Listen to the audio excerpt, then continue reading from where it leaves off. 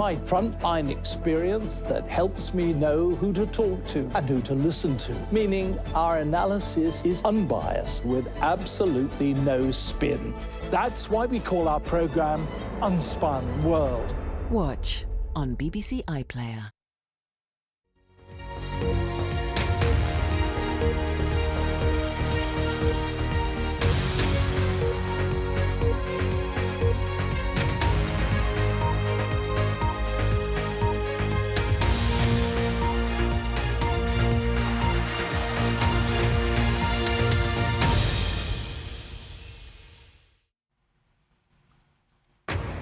Live from Washington, this is BBC News. Medics describe total carnage as dozens of Palestinians are killed near an aid distribution site in Gaza. Ukrainian agents detonate underwater explosives at a bridge in Crimea, a key link between the occupied peninsula and Russia. US President Donald Trump signs an order doubling tariffs on steel and aluminium imports to 50%, but the UK is given an exemption.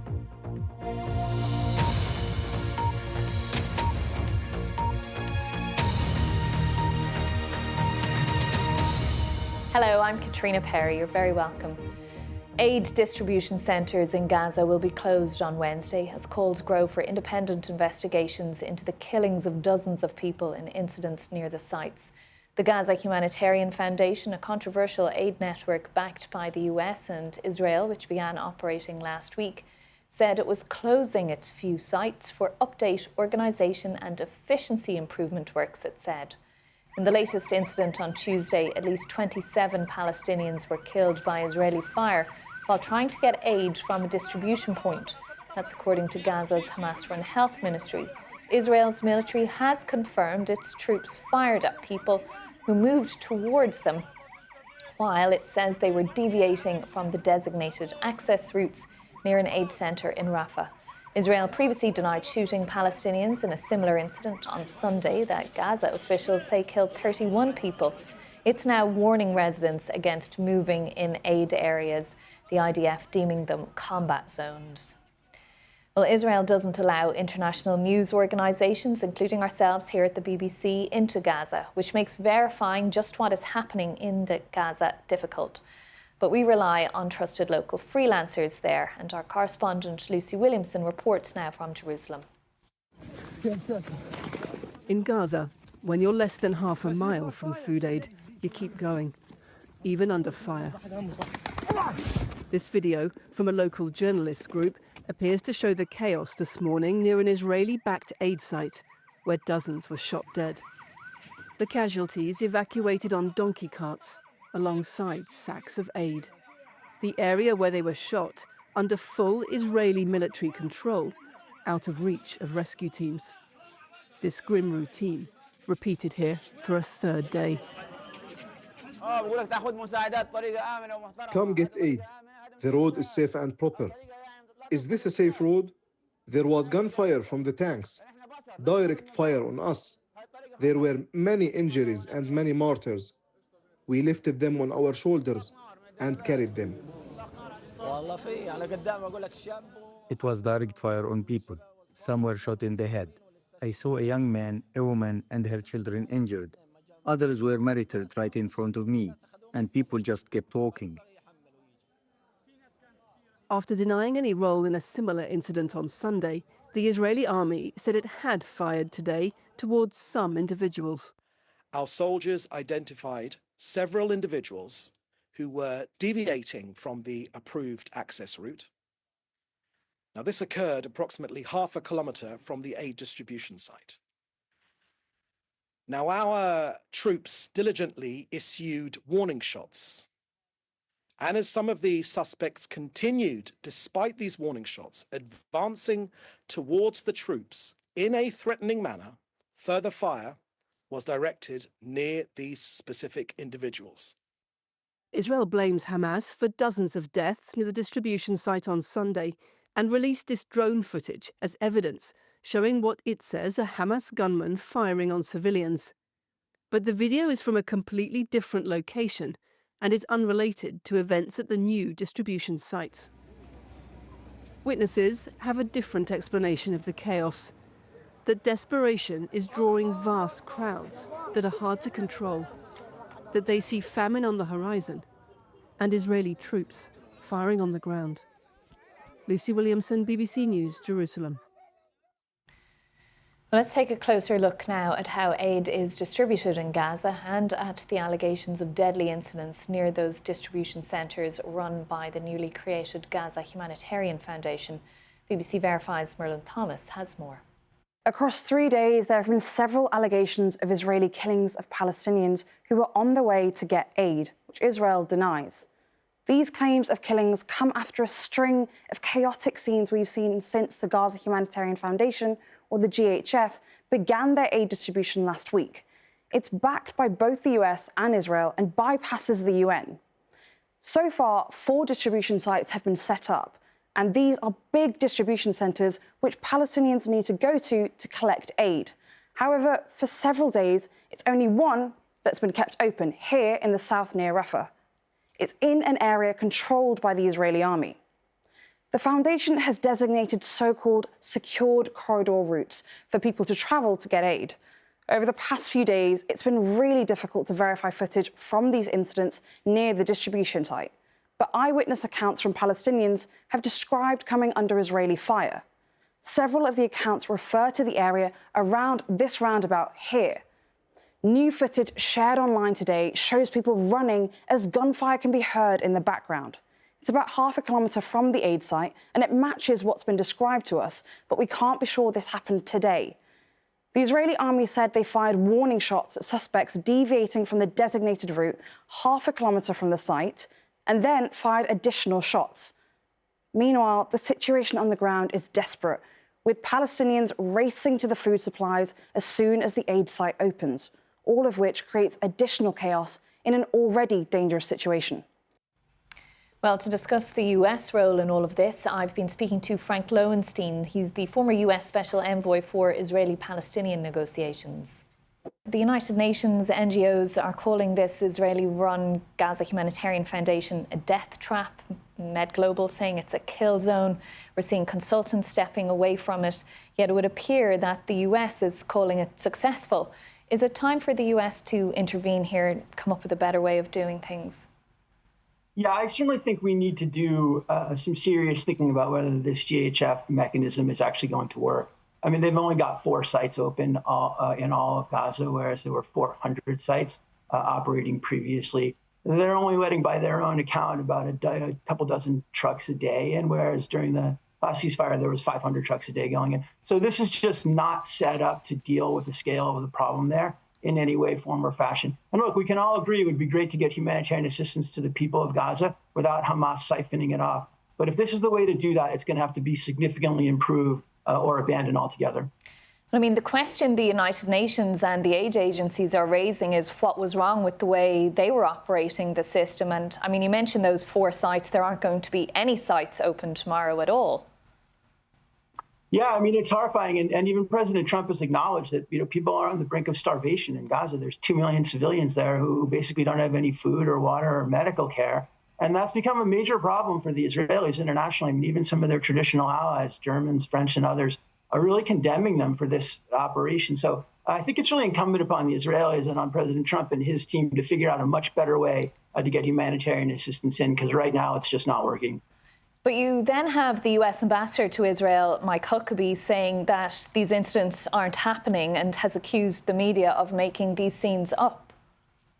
Yeah, well, you're going to get from Huckabee pretty much the Israeli party line on this. That's what he sees his role as U.S. ambassador to be. It doesn't mean it's credible. And honestly, in this case, I think it would be very difficult to argue that this mechanism is up to the task of feeding 2 million Gazans, right? It's clearly woefully insufficient.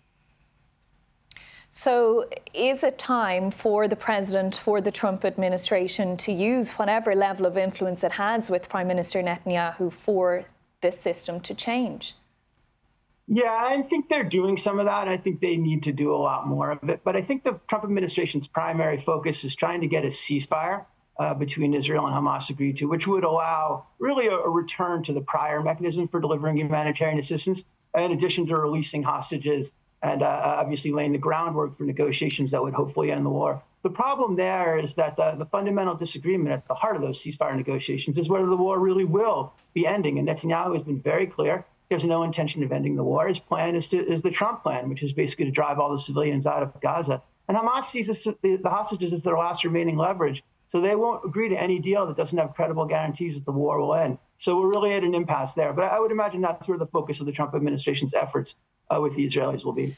But if a ceasefire deal is at an impasse and yet 2 million people are on the brink of famine, isn't it incumbent on the US to do something about that in the meantime?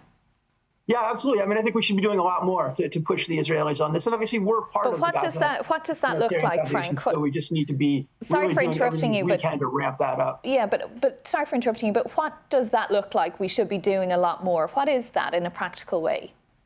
Well, I think if I was, President Trump, I would say to the Israelis, look, we will not support this war any longer unless there are 20 times, 30 times, 50 times as many humanitarian distribution centers as there currently are set up in Gaza, and make our continued support conditional on making sure that people aren't starving to death in Gaza. It seems like a relatively reasonable proposition. Now, tomorrow, the UN Security Council is holding an emergency meeting to pass a motion that will call for an immediate, unconditional and permanent ceasefire in Gaza that's respected by all parties. The US has vetoed motions critical of Israel more than any other country. Should they support this one tomorrow? Yeah, I don't think there's any chance we'll do that. And the reason why is because I think our effort is on getting a negotiated ceasefire in place rather than trying to mandate that through the United Nations. So aside from what the Trump administration should or should not do, that's what their focus is going to be. And I think the real question will be, is Trump willing to pressure Netanyahu, as he did in January, the only other time the Israelis have agreed to a ceasefire? Is he willing to do that again in order to advance his broader agenda in the region and really address this humanitarian crisis that I think he is very much aware of? Frank Lowenstein speaking to me a little earlier. Now, Ukraine says it carried out an attack on a crucial bridge that links occupied Crimea to Russia. This was the massive underwater blast. You can see it there that Ukraine's security services say it had planned for months. Agents detonated explosives under the Kerch Bridge to try to damage the foundations. That bridge was opened by Russian President Vladimir Putin in 2018, 4 years after Russia annexed Crimea. Well, for more on the latest developments, I've been speaking to Lena Beketova. She's a fellow with the Democratic Resilience Programme at the Centre for European Policy Analysis. Coming so soon as it did after the drone attack on Sunday in Russia carried out by Ukraine, how significant is this Crimea bridge explosion? Does it change the dynamic in Ukraine's pushback against Russia?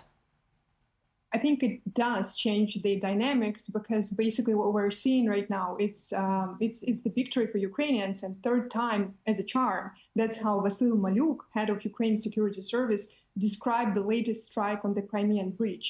And, I think it's very important, because according to SBU, they mine the support pillars of this illegal structure. And today, without any civilian casualties, the first explosive device was activated at 4:44 in the morning. And it's interesting because when yesterday I started checking the Telegram channels, I saw the Telegram channel of this Crimean bridge.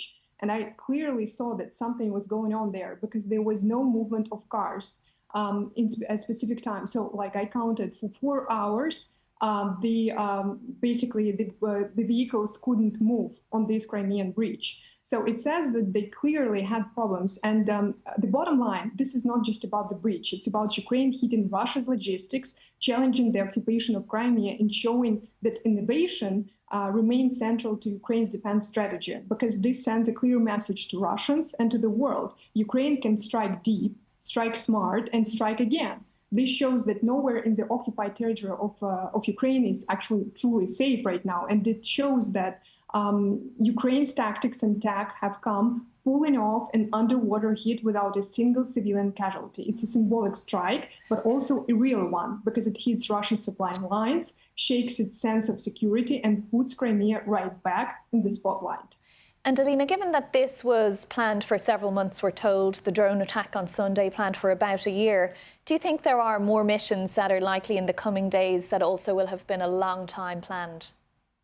Well, it's a great question, but unfortunately, we don't know what the Ukrainian armed forces are planning at this particular moment. I think it's great that they planned it, that no one actually knew about that, and that was a surprise.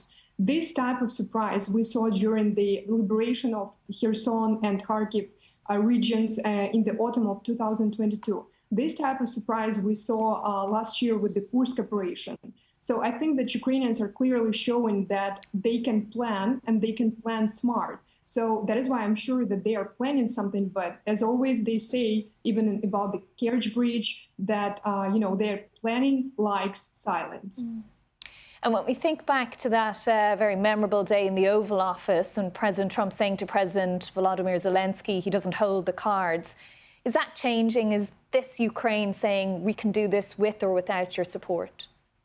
Well, it's interesting because Ukrainians clearly see the United States as the biggest ally, and Europeans are the biggest allies for Ukrainians, because it's not possible to deter the Russian aggression on your own, especially if you're a smaller country.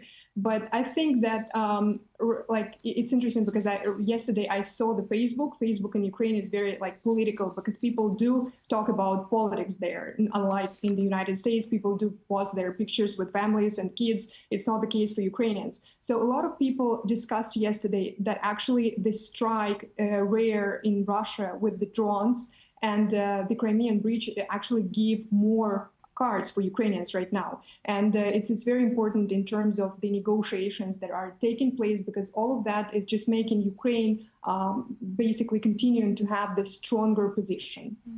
Do you think that changes the reticence that we've seen from President Trump to take a hard line against Russia? I mean, he's verbally warned about it in recent weeks, but he hasn't actually done anything yet. Well, right, but there have been many emotional statements, but that doesn't necessarily mean that we will see particular results very soon, because the United States has been actively involved as a mediator between Ukraine and Russia. It's not always perfect. Negotiation with the aggressor state with a nuclear weapon is complex, but the United States continues to play a key role. And Donald Trump views sanctions against Russia as a tool in his toolbox. This is what the spokesman, the White House spokesperson, said today at the White House press briefing. She said he's willing to use sanctions if he needs them. And the Senate and Capitol Hill understand that the president is commander-in-chief. So it's not clear whether we will actually see these sanctions, but it is great that they are still the tool in his toolbox. Alina Beketova there. Around the world and across the UK, this is BBC News. Let's have a look at some other stories making the news now. The future of Thames Water is in doubt after an American private equity group pulled out of a deal to buy it. Thames Water is the UK's biggest water company and serves about a quarter of the population. The US group, KKR, had been selected as the preferred partner to inject £4 billion into the company. The trial has begun of 3 British nationals alleged to have been involved with smuggling cocaine disguised as packets of Angel Delight into Indonesia. All 3 defendants, who are from Hastings and St Leonards in East Sussex, could face the death penalty under Indonesian law for taking part in a drug transaction. The government says that good weather this year is one factor driving the level of migrants crossing the English Channel on small boats. The Home Office says that between January and April there were twice as many favourable days for crossings compared to the same period last year. The Conservatives accuse the government of blaming the weather for the record crossings this year. You're live with BBC News. US President Donald Trump has signed an order doubling tariffs on steel and aluminium imports from 25% to 50%. The move hikes import taxes on the metals for the second time since March. The UK was given an exemption from the measures, leaving duties on its steel and aluminium at 25%. Well, joining me live now is our correspondent, Peter Bowes. Peter, the President had flagged this tariff increase at his rally in Pennsylvania last week, but what do we know now about how it's going to work? Well, yes, this really certifies what he said last week at that steel factory in Pennsylvania, the initial promise to increase these tariffs from 25% to 50%, and after midnight they will come into force. And at the time, interesting, a few days ago, he said no one is going to get around this, but it seems as if, as you say, the UK has got around it, at least for the time being, and tariffs on British steel will stay at 25%. In fact, Mr. Trump said that it was necessary and appropriate to treat the UK in a different way. And this is in large part because of the trade deal that was made, or at least initially agreed, between the two countries last month. There's still some detail to be agreed, but because of that trade deal, the president has made an exception to the UK. But as far as globally is concerned, now 50%, or at least in a few hours' time, 50%, that means that it was much more expensive to import steel from other countries. Of course, those costs initially passed on to the customers of businesses in this country who use that steel. And this is all part of the US administration's attempts to stop, as they see it, unfair practices by foreign countries offloading, as the president sees it, cheap steel into the United States. And that's an interesting point you mentioned about the UK derogation there, because of course that deal had not actually been signed yet. It's still being ironed out. Have we heard anything from the UK government in reaction to this derogation that they've received? Yeah, exactly. And you're right, this deal hasn't been presented to the British Parliament yet, and it seems that negotiations are continuing. It seems from what we're learning that perhaps this exemption is at least in part because British officials have been talking to their US counterparts over the last few days. I think it's fair to say that there were shockwaves in the British steel industry when the president spoke about steel last week, and frantic negotiations, I think, have been going on and have seemingly been successful in curbing those tariffs at just 25%. The British government in the last few hours saying that they are pleased with this development, and it is the hope eventually that those tariffs, as far as the UK steel industry is concerned, will be reduced to zero. Well, many watching closely just what happens next. Peter Bowes, thank you very much for that. Now, Elon Musk has stepped up his criticism of President Donald Trump's planned tax and spending bill, calling it a disgusting abomination. The tech billionaire and close confidant of the president said the bill would swell what was already a huge government deficit. A White House spokesperson said the president would not change his position on what he called the big, beautiful bill. If passed by the Senate, it would provide big tax cuts for the wealthy, boost spending on defense and immigration enforcement, and increase the US budget deficit by trillions of dollars over the next 9 years. Immigration authorities here in the US have arrested the wife and children of the man suspected of carrying out Sunday's attack in Boulder, Colorado. Mohammed Sabri Soliman was charged after a dozen people were injured at a march calling for the release of Israeli hostages held in Gaza. Writing on X, the US Secretary of Homeland Security, Kristi Noem, said, "We are investigating to what extent his family knew about this heinous attack, if they had knowledge of it or if they provided support to it," she said. The Dutch Prime Minister Dick Schoof has resigned after the far-right politician Geert Wilders withdrew his party's support from the four-way coalition. Mr. Schoof said that Mr. Wilders' decision to withdraw support over immigration policy was unnecessary.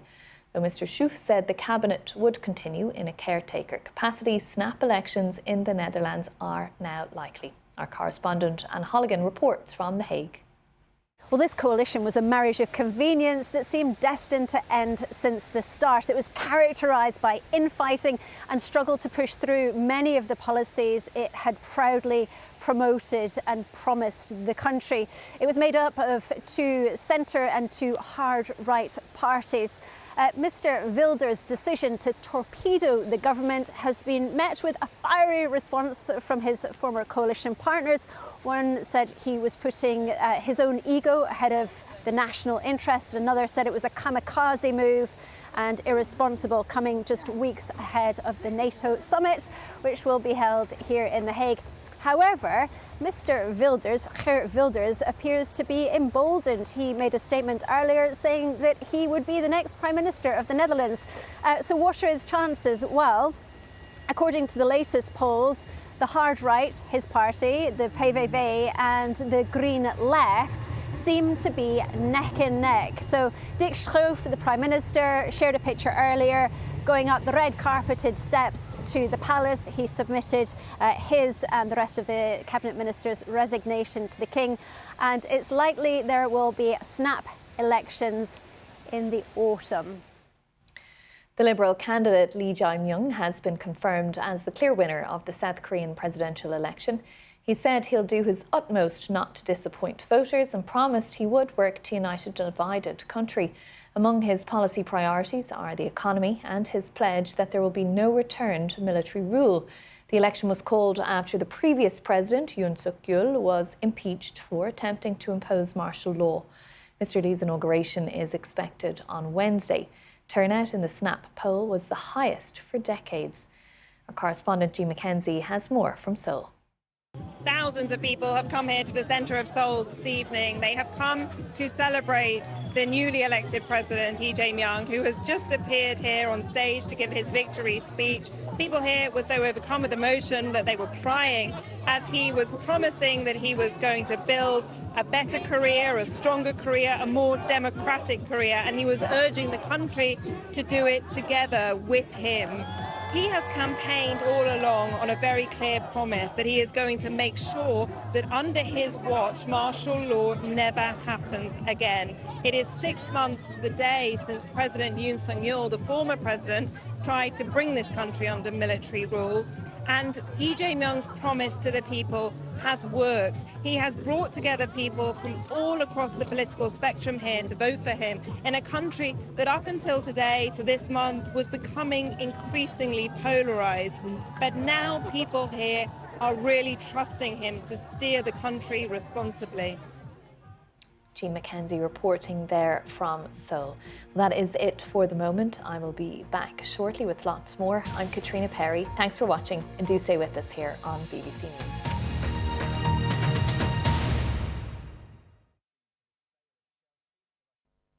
Hello there. The rest of this week looks pretty unsettled. Low pressure will be anchored to the north of the UK, sending weather fronts our way. That'll enhance shower activity. So it really is a week of fairly cool weather for early June and a mixture of sunshine and showers, some heavy and thundery in places.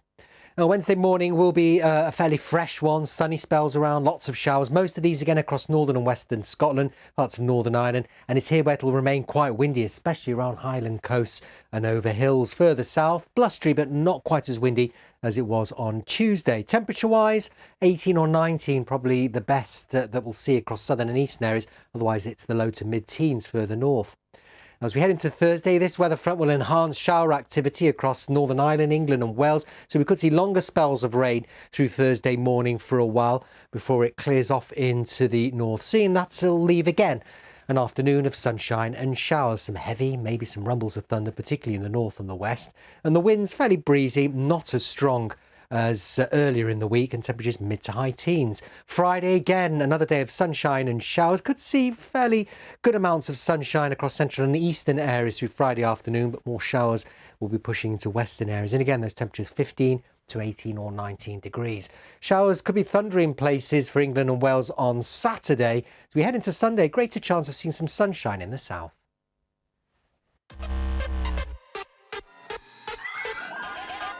This is better known to you and me as a flying car. This is not your typical farm. It's food of the future.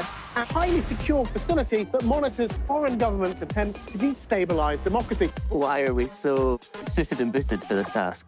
The idea is to learn more about how volcanoes behave so that we can better predict eruptions. This is a prime location for big companies to show us their latest products. I'm going to go in and have a look. Using technology, distribution is now 98% efficient. This is the potential of electric power in the marine industry. Can we fire it up? Once we close the doors behind us, no one can hear you scream. I better not touch it anymore. This is one of the most incredible things I've ever done. I'm exhausted. Yeah. Tech Now. Watch on BBC iPlayer. Today we're looking at the state of British politics. Asking, is technology ruining football? Are we too obsessed with our phones? Helen from Hull wants to know, how hot's the planet going to get? And we'll explain why prices keep going up and up. Also, Rach, did you know space has its own smell? Really? What of? The world is fast-moving and can be confusing. So let's talk about it. 5 Live Breakfast with Rachel and Rick. Listen on BBC Sounds. Witness the magic when experience meets raw talent. There has to be a moment where I can say, wow, this is beautiful. I love that. Renowned icons with emerging artists on a unique learning journey. If you do it with conviction. So take that further. From mentor to protege. Everything what I tell her, she's doing right away. We're going to have some fun. Watch a legacy unfold. They really are here to help us. Bravo! Arts in Motion. Watch on BBC iPlayer.